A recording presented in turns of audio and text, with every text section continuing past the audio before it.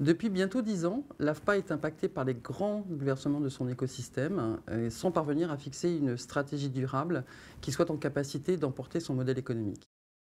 En 2012, son existence même a été menacée, conduisant à l'évolution majeure de son statut d'association à établissement public industriel et commercial au 1er janvier 2017. Alors, l'année 2017 a été consacrée à deux chantiers majeurs. La transformation statutaire de l'AFPA, d'association en EPIC. Aujourd'hui, l'AFPA est un groupe constitué d'un établissement public industriel et commercial et de deux filiales commerciales. Nous sommes aujourd'hui un groupe qui devons travailler en communauté d'intérêt, évidemment, pour poursuivre le renforcement de notre utilité sociale. Nous avons travaillé sur cette transformation en étant évidemment convaincus que seule elle ne pouvait construire l'AFPA de demain, étant donné que si cela garantit nos contraintes juridiques, cela ne permet pas de construire un modèle économique durable. Nous avons donc travaillé en deux modalités différentes pour construire nos orientations stratégiques. La première modalité a été d'aller rechercher la conviction de nos équipes de terrain, donc de faire réfléchir de façon collaborative nos équipes régionales et construire un plan stratégique régional qui réponde aux besoins des territoires.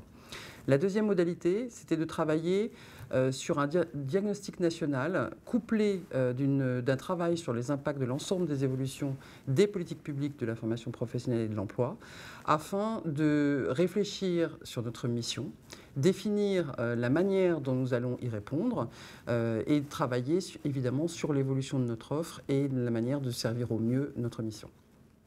La conviction majeure issue de ces travaux stratégiques est que l'AFPA possède des atouts considérables pour porter cette transformation réelle. L'AFPA reste un outil unique, exceptionnel, au profit de la sécurisation des parcours des actifs les plus fragiles, heurtés par l'obsolescence des compétences et heurtés également par la précarité plurielle.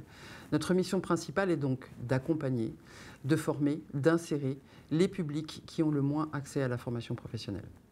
L'AFPA doit se recentrer sur son ADN d'inclusion professionnelle et de promotion sociale au service des politiques publiques de l'emploi et de la formation professionnelle, au service des besoins de compétences des territoires et des entreprises et bien évidemment au service des personnes pour que ce temps de transition que constitue le temps de formation soit un temps de réussite pour chacun.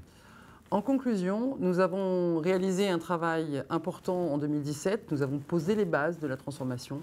Il nous reste un chantier énorme à accomplir pour les années à venir. Je vous donne déjà rendez-vous en 2018.